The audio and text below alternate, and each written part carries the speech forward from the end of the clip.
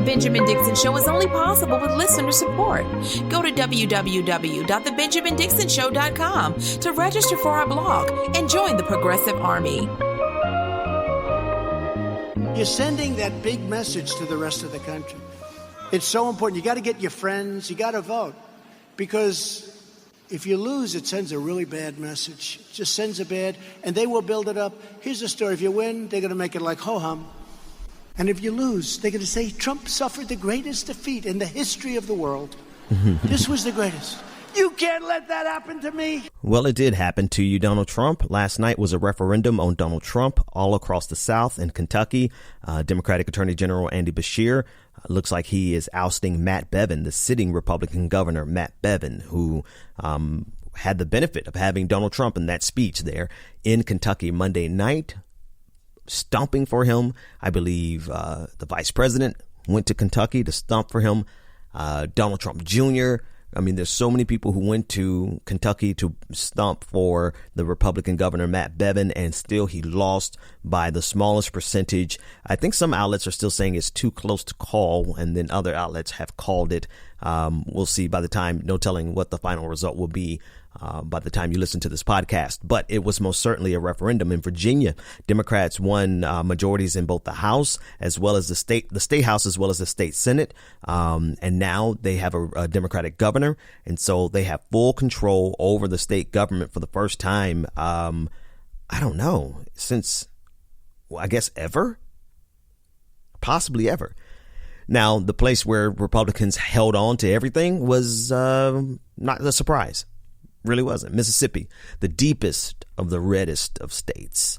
And so Republicans held on, even though the fact is, though, Republicans had to spend money there. They had to spend money. They had to send in surrogates. They had to do everything they could to hang on to Mississippi. Now, you know something is happening when you have this type of challenge across the South in states like Kentucky, Mitch McConnell's home state. It doesn't, I mean, I believe, am I right? I think Trump won it by 30 points, won Kentucky by 30 points in 2016. And now the governor has lost his bid, and very possibly we may be able to see Amy McGrath, who I'm not a fan of her politics, but I certainly would take her over Mitch McConnell. Mitch McConnell is up for re-election in 2020.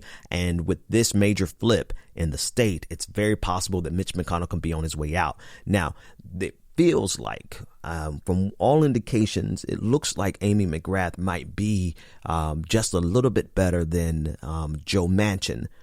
But here's the thing with any of the victories that we had last night, and you'll understand the context. All of the wins last night, and again, I didn't even go over, even a fraction of them. There state houses that flipped.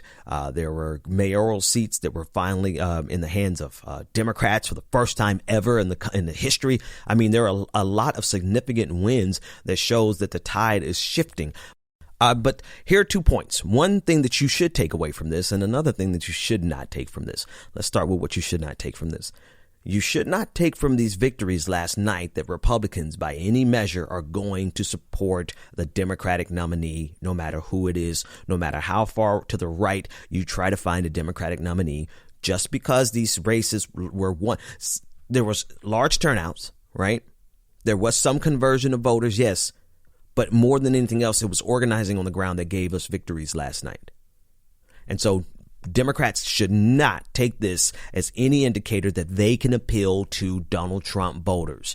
Do not do that. That is not the lesson from last night, number one. Number two, the lesson from last night, if you listen to the speech by Andy Beshear, you'll see that this new batch of Democrats that are taking over on the state level, they still have the same propensity to move towards a sense of triangulation and bipartisanship. And this is not the era for bipartisanship. Put that out of your mind, Democrats. Forget about that. The biggest lesson for me, or the most important takeaway, is that the Democrats are going to need a fierce party leader who is not going to triangulate, who is not going to allow, who's not going to let Democrats like Joe Manchin and Amy McGrath, God willing, she takes over and gets rid of Mitch McConnell. No matter how blue dog those Democrats are, we need a party leader, a president who is going to set the standard that we will finally do something in this country for the working people of this country. That's what we have to do. We actually have the opportunity, but if we do not have strong leadership, then all of the wins from last night will be for nothing.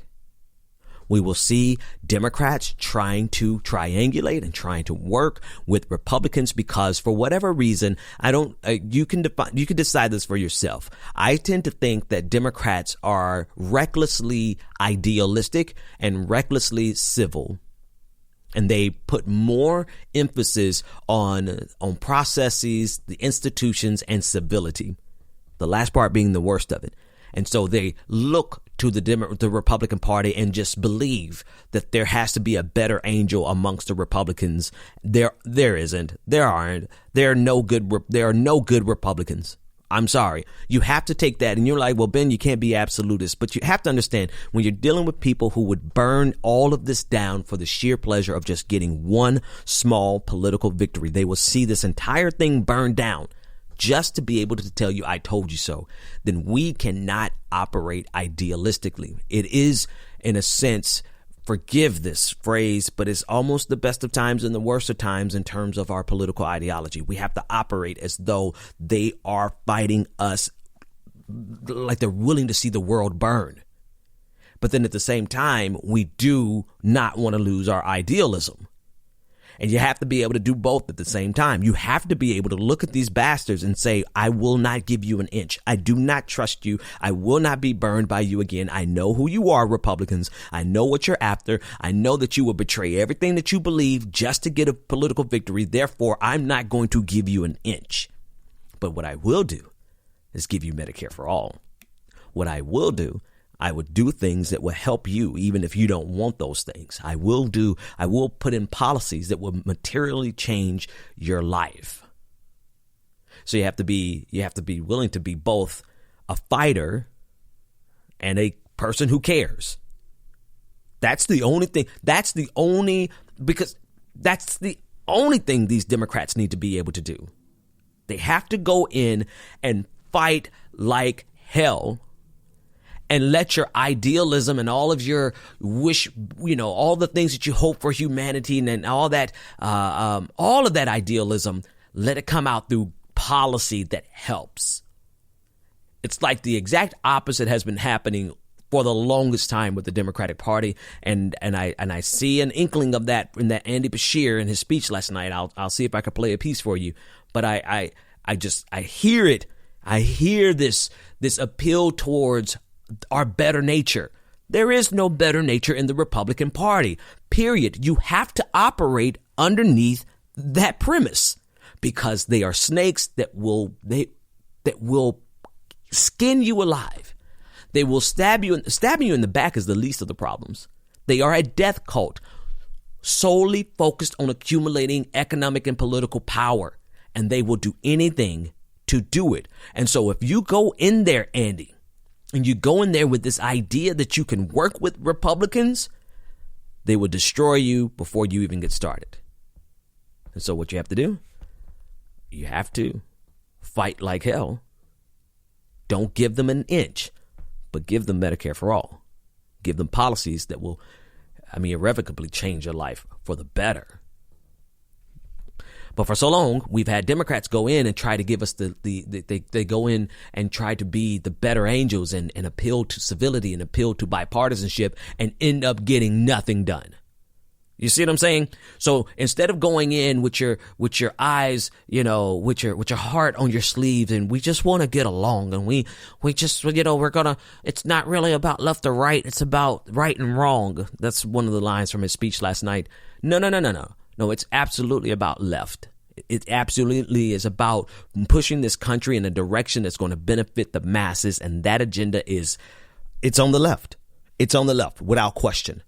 And so you can't go in there doing it like you absolutely cannot do what Democrats have been doing. Can I say it again? Probably for the third time. I don't even know how many times I've said it, but Democrats for the last 30 years have been going in, triangulating with Republicans, trying to find a way to make these people work with them. And Republicans have been eating them alive every single time. And what do we get? We get right-leaning policy out of it. And even then, even when you get right-wing policy from a Democrat, it's still not good enough for Republicans because they're not interested in conservative policy. They're interested in conservative power. That's it. So they will sacrifice all of their policies that Democrats stupidly try to implement. Bottom line, don't give these suckers a thing. Don't give them an inch. Take everything from them politically and give them policies, well, that they can deny.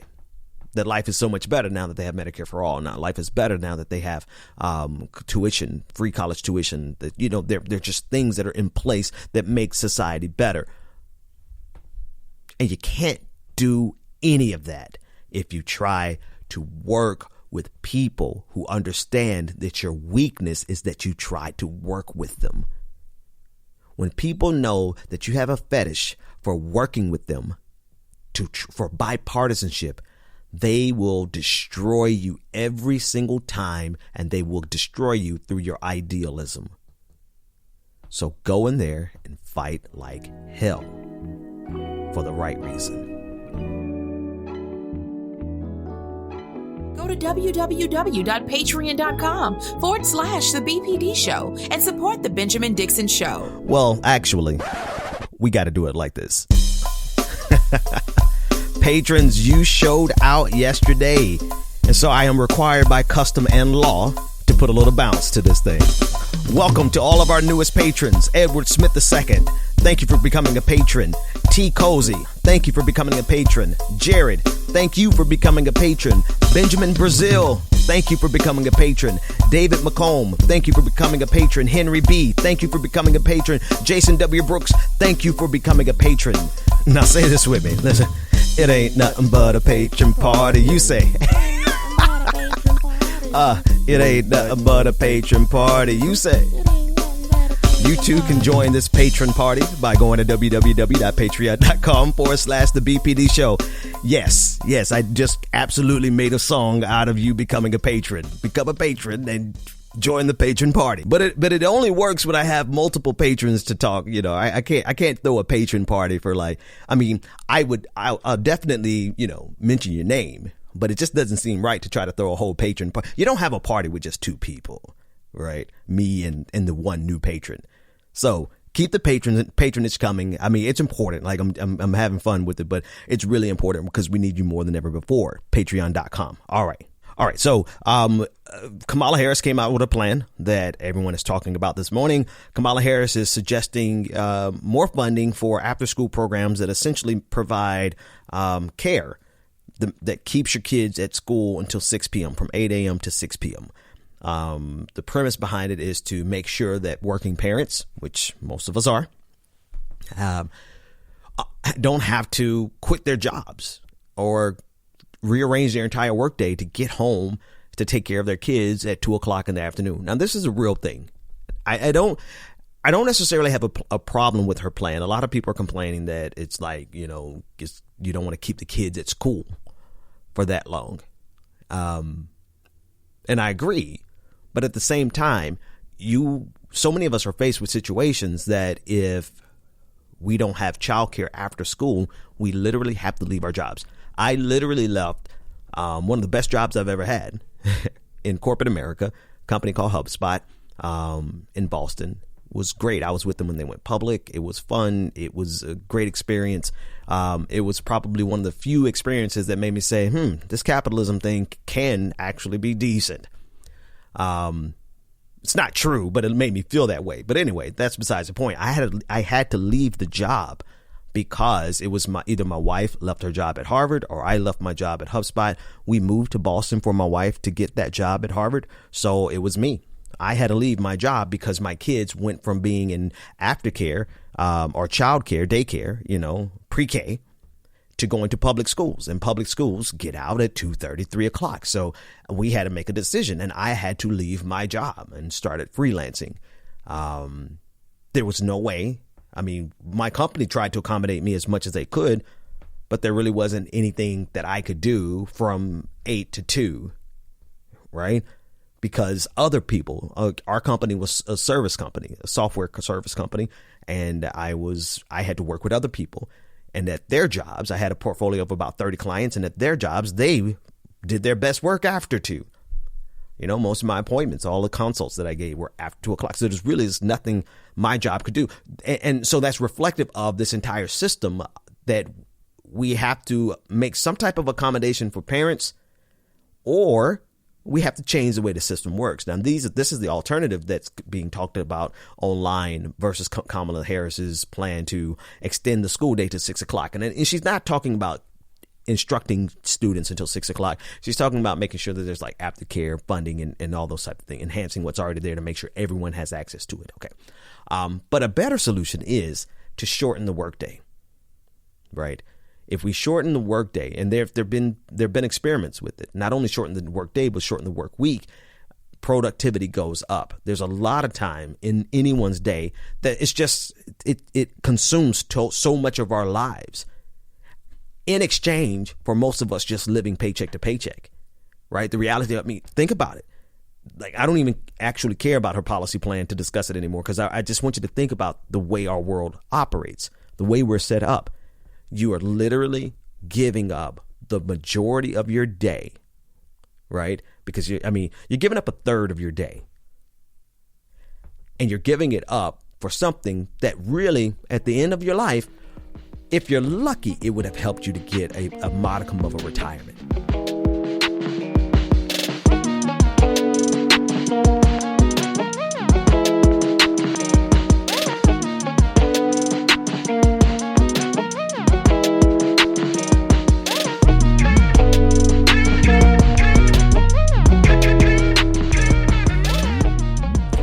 Yeah, I want to flesh this out a little bit more. Because I've had a second to think about it. I am amazed. It constantly amazes me to see how we have organized this society such that billions of people do nothing else but generate value for a select few. We give up our lives. We give up our capital. We give up all of our labor. They're either getting value out of us through our labor. They're getting value out of us through our consumption. They're getting value. The government gets value out of us through just the way we allow ourselves to be organized without protest, as well as taxation. I mean, they are extracting everything out of us to the benefit of one or two. I mean, just like 1%. I mean, the 1% of the 1%, just extracting value out of us, and we're left to die. They don't want to give us insurance. They don't want to give us a decent wage. They want to take our entire day. And this plan from Kamala is basically another way to cope with that.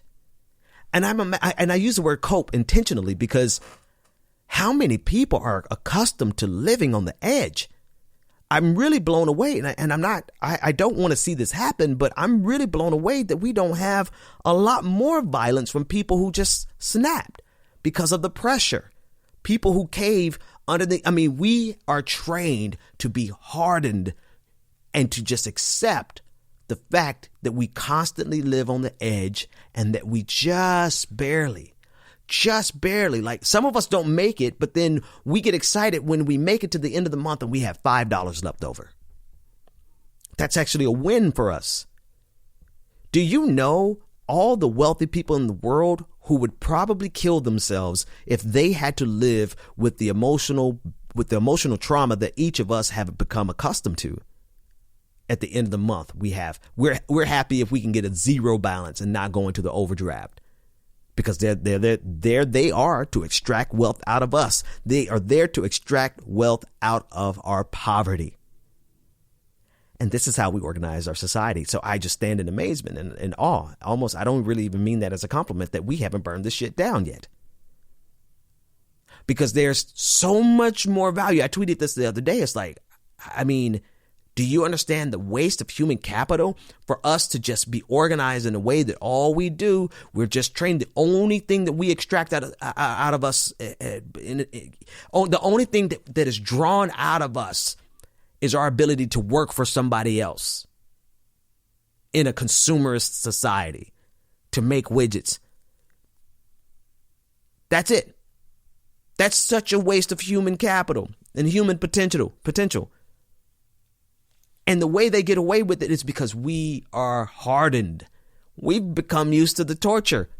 We don't even sweat it. We figure, hey, if I can't pay my rent, then F it. I'll just have to, move in with somebody else. I have to consolidate, or I have to stay in my car for a little while. Honestly, people make these calculations all the time. And the only way they get away with it is because we are hardened to it. And I suggest that the powers that be better find a way to make this experience more palatable for the masses. And if they're really smart, then they would understand that there's so much more wealth that could be generated if we organize our society not to just extract the last penny out of every person, to not just extract the last bit of labor out of a person. To drain us. You can make so much more money and so much more wealth could be generated if we actually valued human capital beyond just extracting taxes and beyond extracting labor and then extracting our last dollar through consumerism. I just think about that. That's been on my mind a lot lately.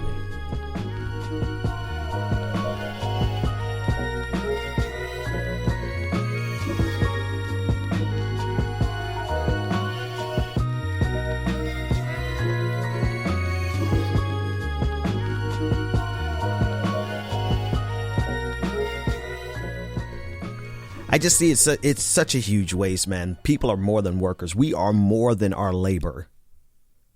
We're more than our physical labor. We're more than any type of, and we've put so much value. Don't get me wrong. This is not a slight against labor or labor unions or workers. It's just the fact that I believe that this entire concept of us being workers is a way of adjusting and coping with this system. We organize ourselves as workers, and we have to continue to do that. We organize ourselves as labor. We organize ourselves as working class and middle class or lower middle class or whatever the real delineation is. We organize ourselves in these groups, but it is still a way of coping with the wealthiest people in the world, finding out how they can extract the most wealth out of us. That's what it is. So, there's a better way. There's clearly there's any number of ways that we can organize ourselves as a society to get so much more out of it. Because what are we getting out of this? We're getting a new iPhone 11. What are we getting? We're getting new widgets and gadgets and toys. We're not organized in a manner that can even save us from climate change. We can't even save ourselves from ourselves because of how we have society organized. And this is tenuous at best, not only because I don't know how long people are actually going to put up with this. It's almost like the perfect con. It's the perfect con. We are so entertained. We are so entertained by media. We're so entertained by sports. We're so entertained by celebrity. We're so entertained by social media that becomes the opiate for the masses. People talk about religion as being the opiate for the masses, and I would agree. In a lot of sense, religion is there to, if black folks particularly didn't have religion, we would have burned this shit down a long time ago. But it's not just us and Jesus. It's some of you and your games and your sports and all the things that we do to satiate ourselves in between our working hours. Our life is completely designed around working for other people, and then that system strips everything away from us. If you're lucky, you get a retirement. If you're lucky. And we just become accustomed to it because it becomes palatable. It becomes survivable. Our entire system is designed off of 1% of 1% living unimaginably rich lives while the rest of us learn how to survive. Not only is that a recipe for us to eat the rich, but that's ultimately a recipe to make sure that we never see the full extent of human greatness, of what we can do. We're dying. We're dying before we can. Most of us leave nothing, no legacy, no contribution to society. Our only contribution to society was how much we spent and how much labor we gave. I don't say this to depress you. I say this to encourage you to think just bigger. How? There's just a better way. There's absolutely a better way. And it's going to require all of us to see it. And it may start with something as simple as an election. It could start as simple as somebody honestly starting to change things for the better. That's why they don't want to give us an inch. They do not want to. That's why Jeff Bezos would rather pour $1.5 million into a race to avoid paying taxes. Because if people actually see that we could do better, like we have adjusted to this trauma, we have coped, we have dealt with it, because for the longest time, for our entire lifetimes, we never thought that this could actually be better. The biggest threat that Bernie Sanders' campaign poses to the wealthy is that he actually is waking people up to the idea that we can do better as a society than what we're doing. And when that hope actually seeps in, that hope changes into an expectation, and that expectation changes to a demand, and that demand evolves into a revolution. That's why they want to kill his campaign right now. That's why they won't. That's the difference. That's the difference between he and Elizabeth Warren. Elizabeth Warren is going to give us better ways of coping with the system. Bernie Sanders is going to give us better ways of coping with the system while telling us we can do better than even what he's going to do for us. That's a revolutionary idea. That's a dangerous idea.